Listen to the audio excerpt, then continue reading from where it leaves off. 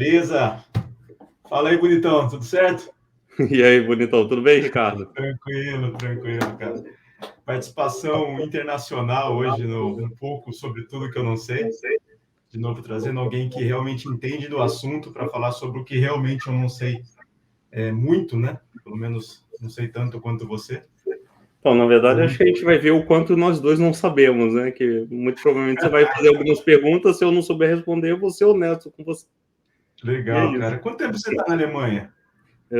Vamos fazer 6 anos esse ano que eu tô aqui. Eu cheguei em maio de 2016. Acho que quase 6 anos que eu tô aqui. Legal. Cara, o que você acha assim de diferente, assim, o mais gritante? Como que é trabalhar aí na Alemanha? Qual que é a diferença, assim, comparando com o Brasil? Que você sente mais gritante, assim, de bom e de ruim?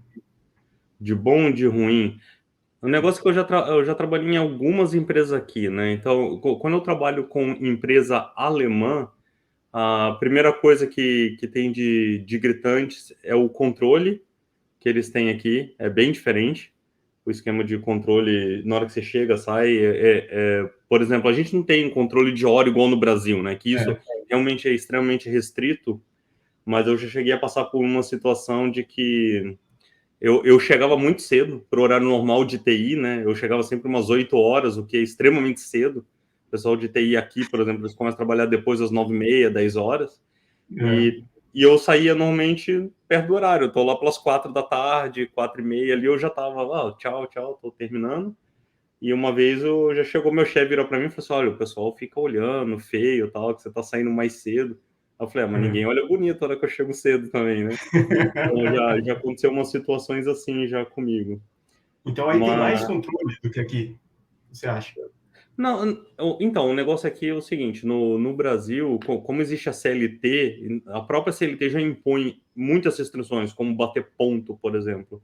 Aqui não existe essa parte de ponto, mas existe o que eles chamam de expectativa. Então você tem uma expectativa de estar dentro do escritório das 9 às 5. Não importa se você chegou mais cedo, se você pode sair um pouco mais cedo, mas você até pode sair de vez em quando, mas se for algo frequente, que era o caso que eu estava fazendo, né, de chegar bem antes das 8, então eu saía bem antes das 5. Aí começou a se tornar, começou a incomodar alguém e daí o pessoal começou a reparar. Mas hoje, por exemplo, eu trabalho numa empresa dinamarquesa e isso não tem. Tá. Apesar que existe isso, né, quando eu faço onboarding dos engenheiros, eu comento, existe expectativa de você estar online entre 9 às 5, mas não existe absolutamente nenhum controle, né, sobre se está ou não está online. Muito pelo contrário, existe um canal no Slack que é público, um canal público, onde o engenheiro vai lá e fala, ó, pessoal, estou terminando de agora, hoje mesmo eu tive 2 engenheiros que terminaram 3h30 da tarde, tudo. Eu falei, beleza, vai lá. Entregando o que se comprometeu no início do sprint, tá tudo certo. Oh, legal. E como que tá essa parte de home office aí? O pessoal tá mais no escritório, mais em casa? Sim, tá todo mundo muito mais no escritório agora, mas é porque a gente ainda está em estado de pandemia ainda, então Ah, a tá. recomendação ainda é essa. Porém, na empresa que eu estou hoje, o plano é motivar os engenheiros a voltarem para o escritório. Então a gente está criando vários motivadores para ver se faz funcionar, desde transformar o escritório num ambiente muito mais bacana, e outra coisa, a gente dá opção, não opção não, né? A gente motiva os engenheiros a fazerem 2 dias de home office por semana, então a gente nem pede 5, a gente pede 3 dias. Isso porque existe muitos engenheiros que realmente, quando a gente coloca caras na situação sua e minha, nós somos casados, com família, criança em casa, tudo. Puta, é legal pra caramba, né? Se acordar com a molecada, levar eles pra escola, tudo. Mas eu tenho muito engenheiro que eu realoquei recentemente. Então, eu tenho 3 engenheiros que há pouco tempo vieram do seu país de origem para cá e eles não têm mais ninguém para socializar. E esses caras, eles preferem ir para o escritório para encontrar pessoas, porque senão eles não socializam nunca. Eu tenho um outro que ele é casado e a esposa dele é médica, ela tem que ir para o hospital trabalhar, então ele passa o dia em casa sozinho. Então, para ele é legal ir para o escritório, né? E várias vezes eu já engajei numas discussões como essa, né? Você mesmo já viu engajando em algumas dessas, onde eu fico com a aparência que eu defendo a volta para o escritório. E não é exatamente isso. E eu, antes da pandemia mesmo, eu sempre falei, eu sou a favor do home office. Não é para mim, mas eu sou totalmente a favor. Só que agora eu tenho uma outra preocupação, porque eu tenho engenheiro sob minha responsabilidade, que eu também tenho que manter ele feliz, motivado e tudo mais. E é fogo, cara, você sair de casa, ir para o escritório esperando encontrar gente para poder interagir e você encontrar um escritório vazio. Então, a gente já está com essa preocupação do como é que vai ser depois que acabarem todas as restrições, o que a gente vai fazer para manter o escritório vivo também, para aqueles que querem ir para o escritório. Cara, eu não gostei de home office, não me adaptei, né? São 4 filhos, praticamente 3 crianças em casa, cachorro, gato, não tem como para mim, mas eu curti a ideia do escritório em qualquer lugar. Então, eu fechei, por exemplo, com o WeWork, um daqueles que eles chamam de All Access, que você pode ter acesso a qualquer WeWork no mundo inteiro. Então, eu estou viajando, estou no WeWork, estou aqui perto de casa, estou no WeWork, e trabalho do meu escritório. Então, aqui hoje eu estou no WeWork tranquilo aqui. Isso me fez muito feliz. Então, assim, eu não curto tanto home office, também não curto tanto ir para o escritório sem necessidade, mas eu gosto de ter um espacinho, separar um pouco as coisas do que é casa, do que é trabalho, eu acho importante.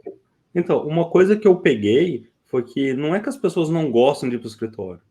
Elas não gostam, não é que eles não gostam de estar no escritório, eles não gostam de ir até o escritório. A maioria das pessoas que eu vi que brigam muito, falam assim, se a empresa me mandar voltar, eu vou pedir demissão. Aí você pergunta, putz, que é 40 minutos, é 1 hora que eu levo para chegar no escritório. Mas aí é claro. E aqui, onde eu resido, né, a maioria dos engenheiros levam até 20 minutos para chegar. Então isso não é um problema, entendeu? Eu mesmo, até pouco tempo, eu trabalhava 12 minutos a pé para ir para o escritório. É uma caminhada boa, entendeu? Para fazer. Não é nenhum problema. Já teve mais de uma vez que eu fui para o escritório e falei, putz, esqueci o laptop. Volta andando para casa, pega, volta para o escritório. Não é nenhum problema, entendeu? É uma caminhada até bacana de fazer. Legal. Mas eu entendo que o commuting é um grande motivador, né? Então, se você mora longe do escritório, tudo, facilita muito você ter a opção de trabalhar remoto. E para aqueles que também moram em locais que não dão as mesmas oportunidades, né? Tem muita gente que mora, por exemplo, no interior do Brasil, não tem a mesma oportunidade que mora na capital de São Paulo, por exemplo. E isso traz essa oportunidade para esse pessoal trabalhar remoto, né? Exatamente. Para mim, assim, você é um grande exemplo do que eu quero trazer hoje. Porque você é um baita profissional, né? Tem certificados e mais certificados, e em determinado momento você foi expatriado, saiu do Brasil. Uhum. E a gente percebe no Brasil hoje uma dificuldade tremenda de manter, principalmente time de desenvolvimento, times de tecnologia, seja gerente de projeto, gerente de produto, desenvolvedor, porque não dá para competir com esse pessoal em euro, né? Eles estão recebendo aí fora em euro, em dólar. Hoje, às vezes, nem viajar precisam, eles, do home office podem trabalhar para empresas estrangeiras. Sim. Então, assim, minha pergunta é, como que você, mesmo estando aí nesse outro ambiente, que é um ambiente que já funciona em euro, como que vocês fazem para montar e gerenciar uma equipe de tecnologia de maneira a não perder esse pessoal? Como que a gente está trabalhando com retenção? Exato. Cara, excelente pergunta essa daí. Como vocês cuidam das pessoas, essas coisas. Então, excelente pergunta. Bom, a resposta curta é a gente investe muito em cultura.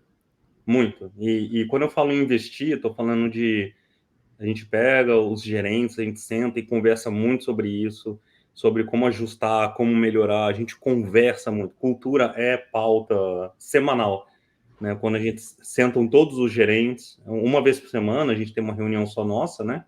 E isso daí é a pauta semanal, como cuidar da cultura, se ela está mantendo, se tem alguma coisa que tem distúrbio. Então, por exemplo, o lance de ir para o escritório é um assunto que está muito em pauta agora na cultura. Mas outras coisas, por exemplo, que a gente tem dado frente eu comentei uma vez com você, por exemplo, sobre a contratação do tipo de profissional que é o team player, né? Que seria o cara bacana de você trabalhar com ele. Né? Então, essa é uma preocupação. Então, a gente manter um ambiente onde você sempre estará cercado com pessoas que você gosta de trabalhar com ele, né? Que você gosta de passar o dia e gosta de ter discussões, mesmo discussões mais acaloradas, opinativas. Então, isso faz parte da proteção de cultura. Então, se tem algo criando algum distúrbio, normalmente a gente senta com o causador do distúrbio, né? Com essa pessoa, a gente senta, conversa com ele e mostra de novo os valores, que a gente tem na empresa para poder fazer esse alinhamento, né? Então a gente segue bastante essa risca. Então, se alguém começa a estremecer, a gente senta para conversar, porque uma vez, eu acho até que foi o Ti que falou, né? Você falou, se você tiver um cara que é um babaca, né?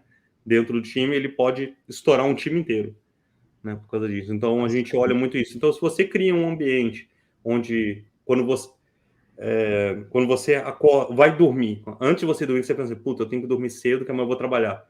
Se você consegue criar um ambiente onde esse momento não é um momento de pavor, é porque você está fazendo um bom trabalho. Uma vez eu escutei falando assim, o termômetro, se você está num ambiente bom de trabalho, é a música do Fantástico. Na hora que você escuta ela, quer dizer que seu fim de semana acabou. Né? Então, se você escutou aquela música, putz, acabou, amanhã eu tenho que trabalhar, o ambiente não está legal. Mas se você nem deu trela para isso, é porque está tudo sob controle. E como você faz para identificar isso? É na parte é no recrutamento? Como que você consegue identificar isso antes dessa pessoa na empresa? Na empresa. A gente tem um time de recrutadores que são pessoas que já estão dentro da empresa, né, já pelo menos há um ano, né, já trabalham com a gente, são pessoas que já entendem a cultura, já têm isso dentro delas e já mostram sinais de estarem defendendo as posições e todas as decisões que a gente tem na parte cultural, né, como se comportar, como que deve funcionar. Então tem que ser uma pessoa que já está bem integrada, e daí a gente traz esse tipo de pessoa para dentro do time de entrevistadores, e ao longo do processo seletivo, existem 3 pontos que a gente analisa nos candidatos, né? Os termos em inglês seriam hungriness,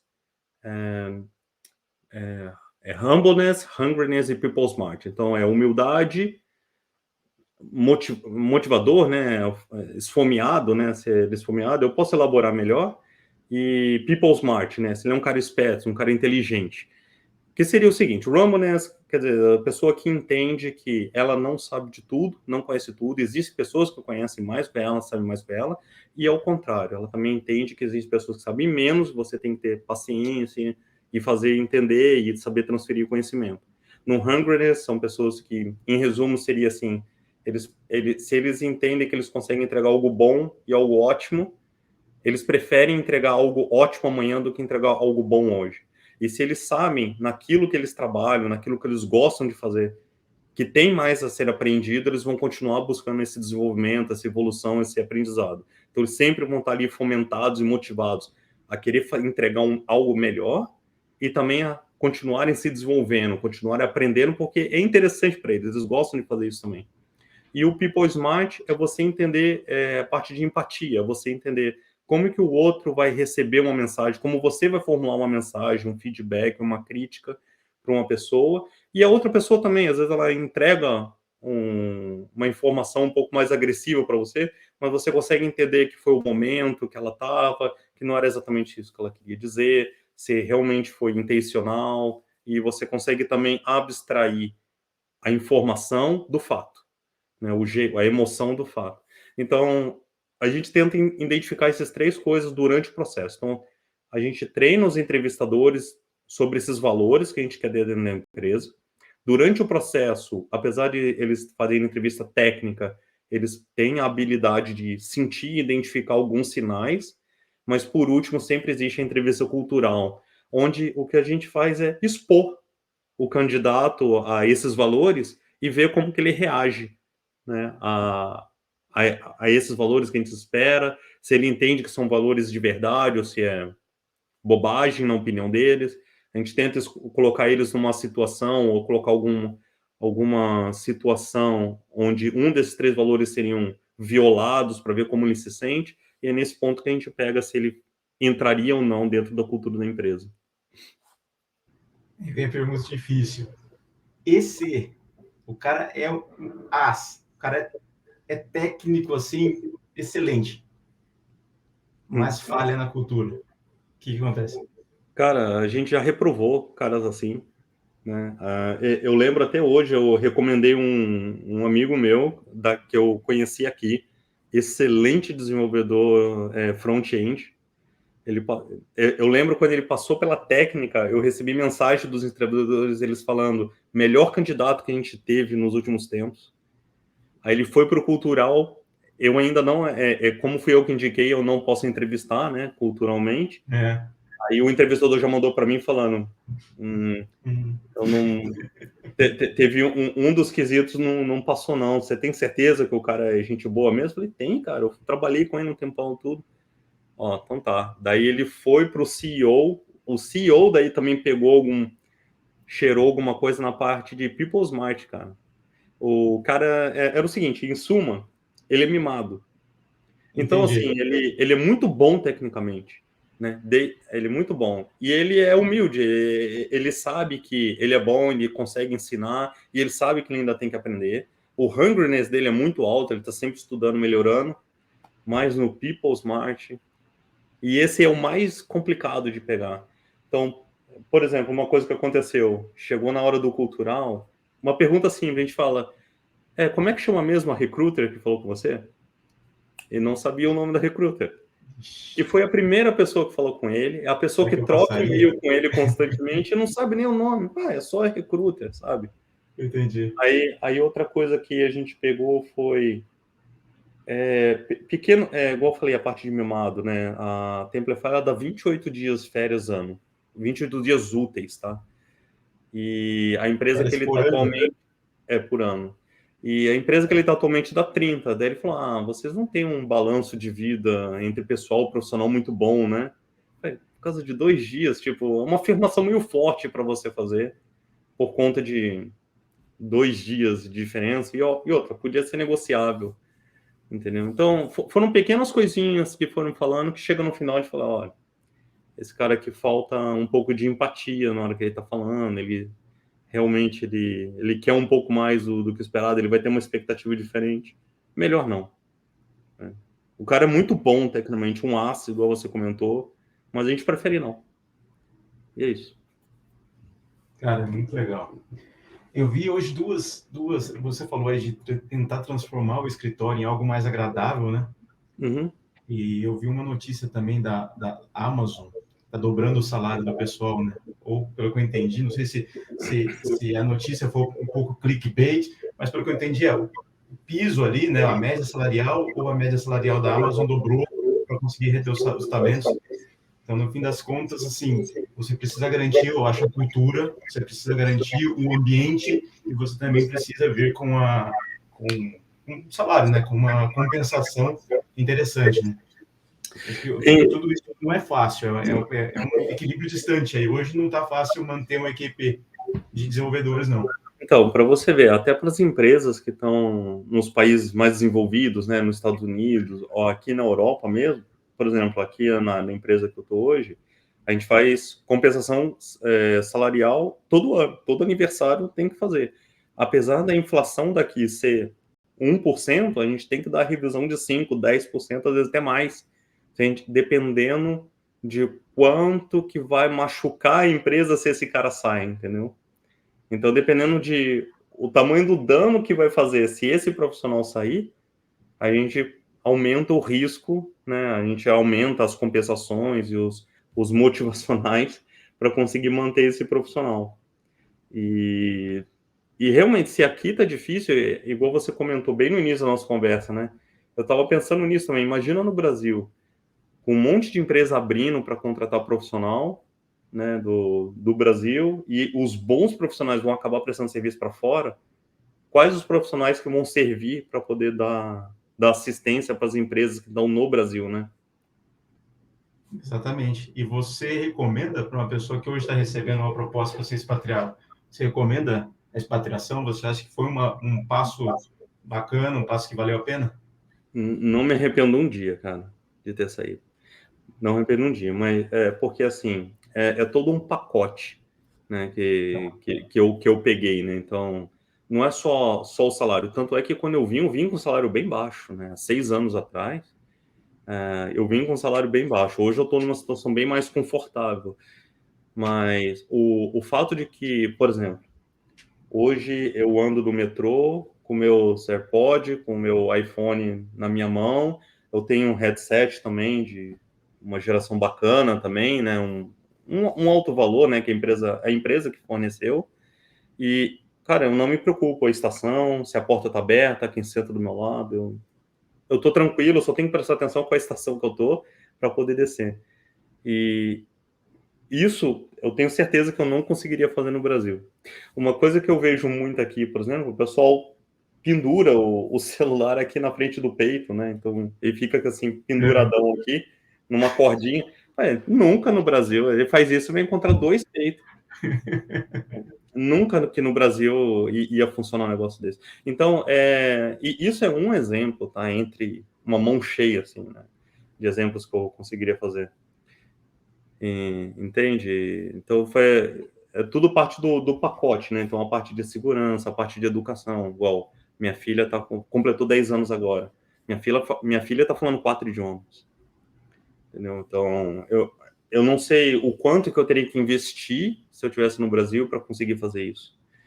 Meu filho nasceu aqui e eu não gastei um centavo, né, com o parto e nem com nenhum centavo a mais, né, nem com o parto e nem com a saúde de nenhum dos meus filhos desde que eu cheguei aqui. Minha filha já precisou ir para o hospital mais de uma vez e nunca saiu um tostão no meu bolso, entendeu? Educação é a mesma coisa, eles estão aqui na escola, nunca paguei nada, nem na creche e nem na educação fundamental. E não paga nada até a faculdade, muito pelo contrário, né? Eu recebo, na verdade, uma mesada do governo por cada filho que eu tenho até os 21 anos dele. Agora vai ficar mais difícil ainda, né? Depois o pessoal vê esse vídeo aí, vai ficar mais difícil a gente recrutar no Brasil. Então, eu já tive umas conversas já com um colega ou outro, falando sobre isso. O ideal é você trabalhar para fora e gastar aqui no Brasil. Eu falei, eu discordo. Se eu pegar, por exemplo, o preço do leite, né? Aqui, eu não sei quanto é que está o preço do leite. Você tem ideia, Ricardo, aí no Brasil? Acho que uns R$3, 3 e pouco. Então, aqui está 60 centavos. A gasolina aí acho que está o quê? Uns R$6? Eu não tenho ideia.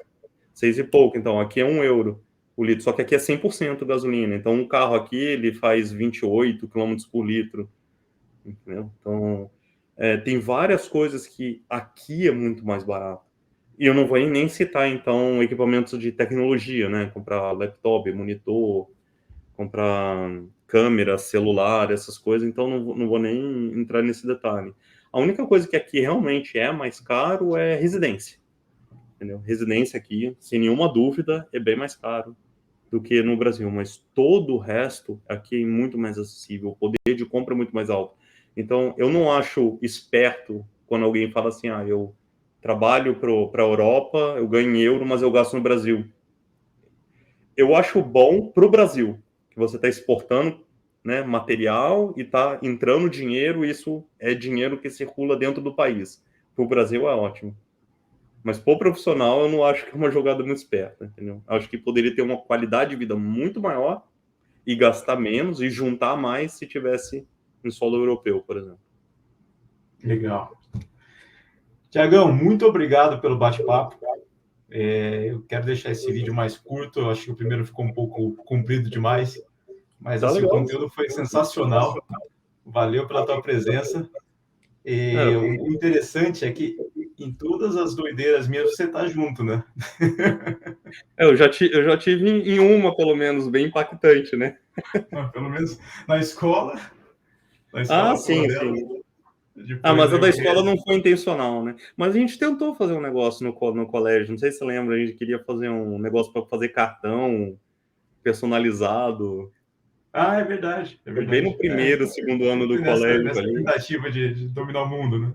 Isso, Cara, numa delas. muito obrigado. Espero tudo de bom para você aí e tenho certeza que vamos conversar muito mais vezes. Legal, cara. Foi muito legal o bate-papo. O dia que você tiver um outro assunto no backlog aí e tiver mais 20 minutos para a gente trocar uma ideia, vamos de novo. Vai ser bem bacana. Show de bola. Beleza? Valeu. Falou, Até mais, falou, então. Bruno. Falou, Tchau. tchau.